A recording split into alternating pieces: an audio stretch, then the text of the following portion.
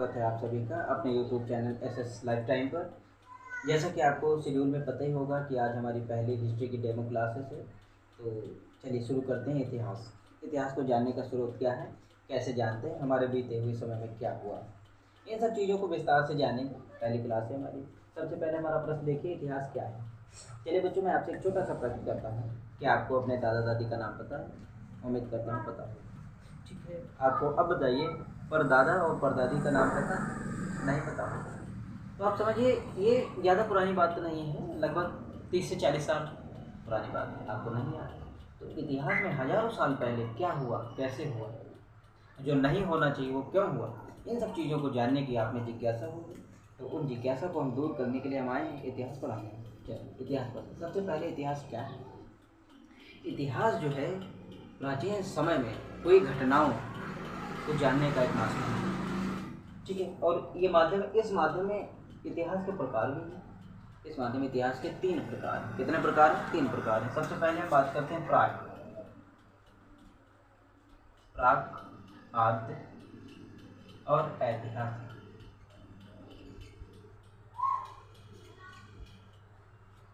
हमारे 3 प्रकार हैं। सबसे पहले प्राक ऐतिहासिक काल वो समय होता है, वो कालखंड होता है जिसमें जो है हमें इतिहास के बारे में कोई लिखित सामग्री या कोई लिखित विवरण प्राप्त नहीं है, तो इसको प्राक ऐतिहासिक काल कहते हैं। दूसरा आद्य ऐतिहासिक काल। आद्य ऐतिहासिक काल में वो समय होता है जिसमें हमें लिखित विवरण तो प्राप्त है लेकिन उसको पढ़ा नहीं जा सकता, उसको हम पढ़ नहीं सकते, तो ये हमारा आद्य ऐतिहासिक काल है। और तीसरा हमारा सबसे महत्वपूर्ण जो काल है वो ऐतिहासिक काल है। इस चीज़ों में जो साक्ष्य हमें प्राप्त हुए, जो लिखित जानकारी प्राप्त हुई, उन्हें पढ़ा भी जा सकता है और समझा भी जा सकता है। सबसे पहले चलिए बात करते हैं इतिहास को जानने के और क्या क्या स्रोत हैं। सबसे पहले आप बात करिए पुरातत्व। तीसरा हमारा मुद्रा एवं शिलालेख। तीसरा हमारा साहित्य। मुख्य रूप से हमारे 3 बिंदु। ठीक है, पुरातत्व सबसे पहले शुरू करते हैं। पुरातत्व, हाँ पुरातत्व, सबसे पहले पुरातत्व से हम शुरू करते हैं। उसमें लिपि, औजार और बस्ती, इन सब चीज़ों से हम जो इतिहास की जानकारी जुटा सकते हैं। सबसे पहले लिपि, उसमें उस समय मनुष्य ने लिखना तो सीख लिया था, लेकिन लिखने के लिए मानव ने कागज़ का आविष्कार नहीं हुआ था, तो कागज़ों पर नहीं लिखता था। वो उस समय जो ताम्रपत्र दीवारों पर, शिलालेखों पर, भोजपत्रों और ताड़पत्रों पर लिखा करता था। बड़े बड़े दीवारों पर भी आपको चित्रकारी या लिखित सामग्री मिल जाएगी, उससे आप इतिहास के बारे में जानकारी जुटा सकते हैं। औजार, उस समय धीरे धीरे जैसे जैसे मानव सभ्यता का विकास हुआ, तो मानव ने कौन कौन से हथियार इस्तेमाल किए, औजार इस्तेमाल किए, उन औजारों से आप इतिहास की जानकारी जुटा सकते हैं। वो औजारों के साथ साथ उन्होंने खिलौनों का, खाने पीने की सामग्रियों का और दिनचर्या में उपयोग होने वाली वस्तुओं का भी उपयोग किया होगा, उनसे भी आप इतिहास की जानकारी जुटा सकते हैं। सबसे लास्ट में बस्तियाँ।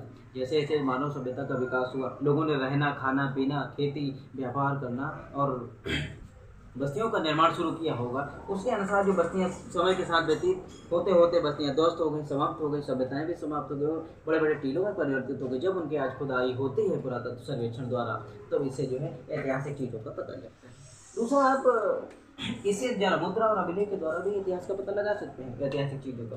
मुद्रा और अभिलेख से ये पता चलता है आपको, मान लीजिए आपको एक मुद्रा मिलती है, मुद्रा में आप देखिएगा कुमारगुप्त प्रथम में जो मुद्रा मिली है अभिलेख, उसमें उनको घुड़सवारी करते हुए दिखाया गया। घुड़सवारी से यह तात्पर्य है कि उस समय वो अच्छे घुड़सवार रहे होंगे और उस समय शासन व्यवस्था में घुड़सवारों का, घोड़ों का बहुत महत्व रहा होगा। शासन व्यवस्था में घोड़ों का बहुत प्रभाव रहा। तो उस अभिलेख में घुड़सवारी से ये पता चलता है कि अच्छे घुड़सवार हो गए। उसमें उसके बाद जो अभिलेख लिखा है, जो चित्रकारी की गई, उससे मूर्तिकला का ज्ञान होता है। उसके बाद में जो मुद्रा जो है किस धातु की थी, उससे उस समय की आर्थिक स्थितियों का पता लगता है। सबसे पहले मूर्तिकला, आर्थिक स्थिति और राज्य विस्तार। राज्य विस्तार का पता लगा सकते हैं। आर्थिक स्थिति, किस धातु की मुद्रा है, इससे उस समय की आर्थिक व्यवस्था का पता लगा सकते हैं। और लास्ट में राज्य विस्तार, मुद्रा के प्राप्ति का जो स्तर, यानी कि मुद्रा कहाँ से प्राप्त हुई, उससे जो है राज्य विस्तार का पता चलता है। ज़्यादा डीप में न जाते हुए हम आगे बढ़ते हैं साहित्य अभिलेख। ये बहुत महत्वपूर्ण पॉइंट है अब इतिहास जानने के लिए। बच्चों ध्यान से सुनिएगा। साहित्य अभिलेख में सबसे पहले होता है साहित्य। साहित्य में सबसे पहले आप वेद जान सकते हैं।